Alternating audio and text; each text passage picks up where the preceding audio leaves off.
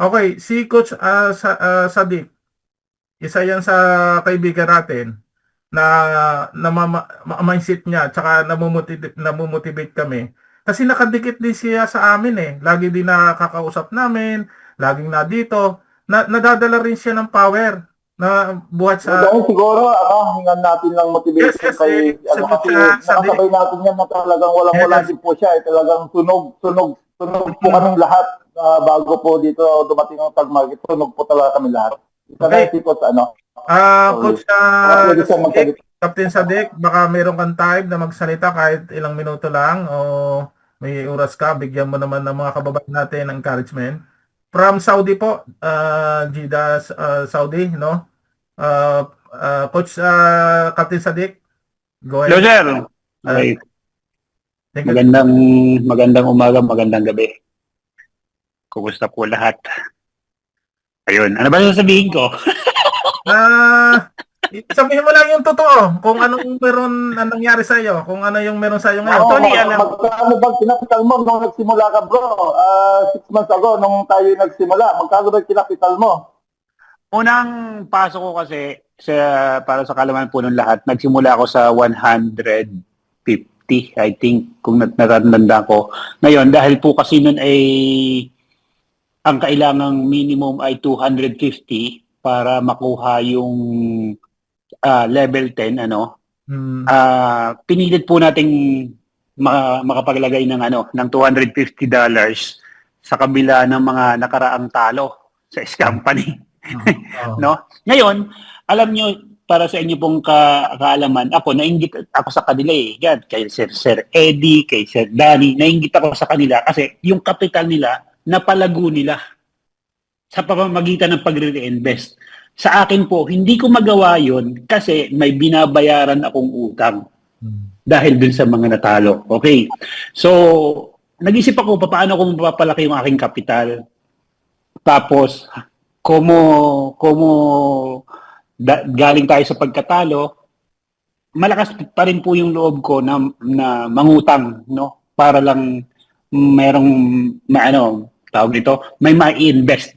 I'm not saying na gawin niyo yung diskarte ko, di ba? Pero nakita ko po kasi sa tag market na alam ko na magtatagal, alam ko na bakit nakipartner ang C1 sa tag market, no? Eh yung C1 since before nandiyan po yan, 2019, di ba? O hanggang ngayon nag-C1 pa rin.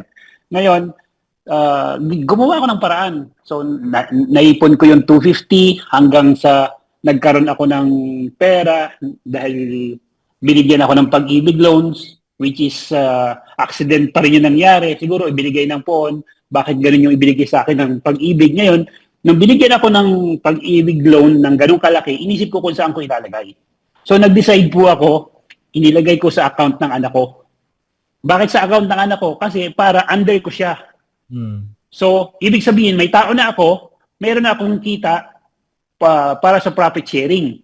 Kasi 250 yung yung 250 yung capital ko, yung main account ko, tapos dun sa anak ko ay inilagay ko yung 1,000. O di meron na agad akong profit sharing doon. Pag withdraw ko dun sa anak ko, withdraw agad ako, again, hindi pa rin po ako nag-reinvest. Kasi nga, meron akong monthly loan na binabayaran. Eh kung wala po akong utang, baka mas malaki pa ang pera ko kay Sir Danny. Di ba? Yung 500 ni Sir Danny na inumpisahan, kung wala po akong loans, simula nung October po ako nag-join. Hanggang ngayon, hindi ako nagre-reinvest. Bakit? Ang monthly loan ko po na binabayaran, $150. Pero, nung nakompleto ko naman ngayon, nagkaroon po ng minimum investment na naman para makakuha ka ng full sharing. Umabot naman ng 2,500 yung minimum para makakuha ka ng full sharing. Nagawan din po natin ang paraan yun. Doon ko pa rin inilagay sa account ng anak ko. So, siya ang may profit sharing. Ako naman, meron akong lot commission and profit share doon sa kanyang wini-withdraw. So, every time na mag-withdraw ako doon sa anak ko, may commission ako sa Stratify, $15 a week. Pwede na ba yan, Sir Danny? Ngayon, yung pong $15 na kinikita ko sa commission, yun na po yung nire-reinvest ko last month. Nag-start ako last month. Tapos, yung capital ko sa main account na 250, umabot siya ng 350, na-withdraw ko na po yung lahat. Yung, kumbaga, bawi na yung capital ko noon.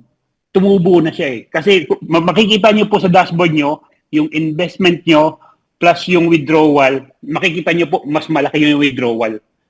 Makikita niyo po yan sa dashboard niyo kung mayroon na po kayong dashboard at mayroon na po kayong withdrawal. So, ganun po yung ginagawa ko ngayon. Yung kinikita sa tag market, kinikita ng anak ko sa 2.5. Ang problema ko po, alam niyo kung ano problema ko? Nakikita ng anak ko yung withdrawal. Kaya pa na yung hingi ng anak ko. Hindi ako makalulog sa kanya. Kasi daddy nag-withdraw ka? O, pahingi ako agad, kailangan ng ano. So at least, natuwa ako doon sa ginawa ko, doon sa account niya. Pinili kong magkaroon siya ng malaking account para masuportahan ko yung kanyang dentistry materials. Kasi dentist po yung anak ko sa inyong para sa inyong kaalaman. Ayun. So, lahat po ng gastos ng anak ko nasasagot na rin halos ng tag market. Kasi every week po nagwi-withdraw ako $100. Kung noon nagwi-withdraw ako $100 a month, ngayon $100 a week. Okay. Yun ang Danny, si Eddie Marisig ko. Thank you very much, Coach Sadik. Kami natutuwa rin sa iyo at saka siyempre, sir, hindi. Sagutin ko lang din po yung question dyan, Ituloy ko na yung kasi nabasa ko eh. Ang sabi po is, magkano po ang $100 investment, paano po kikita? Hindi po kami nagbabase sa per day eh. Kasi depende po sa trades ng ating Sonic strategies. Para sa akin po yung pong observation ko, nagbabase po kami monthly.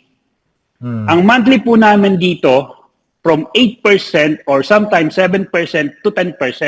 Yun lang po yung expectation namin, Sir Anton. Pero, pwede po siyang tumaas at pwede ring bumaba. Okay? So, dati po, yung gaya nga sinabi ko, yung 2,500, umabot po siya ng $400 a month ang profit nun. Kasi kung nag-withdraw ako ng $100 a week, so sa loob ng isang buwan, $400 yun. Yung 10% po ng 2.5 is $250. So, hindi po tayo nagbabase sa kasi minsan po, sasabihin ko sa inyo totoo, minsan po ang trade sa isang araw ay mababa. Minsan may talo. Pero, based on our experience, yung talo pong yun is babawiin din. Binibreak even ang isang araw. Pero last month, wala po kaming talo. Wala pong talo. So, ganun lang po yun, yung nagtanong ng magkano kita ng 100, hindi po pare-parehas, Basta, ang computation ko po dito is good for 1 month. 20 days po. Hindi po pala 1 month. Kasi ang 1 month, kasama yung weekends. So, ang trading days po natin every month is 20 days. Pero minsan, wala pong trades kasi depende po yan sa takbo ng market. Pag nakita ng master traders natin na very volatile or maligot ang galaw, walang direksyon ang market, ang gold market natin, hindi po sila nagtitrades. Minsan, isang trades lang, pero yung isang trades na yon malaki. Minsan, 4 na trades, pero maliliit. Okay? So, yun lang po yung ating may advice, Thank you.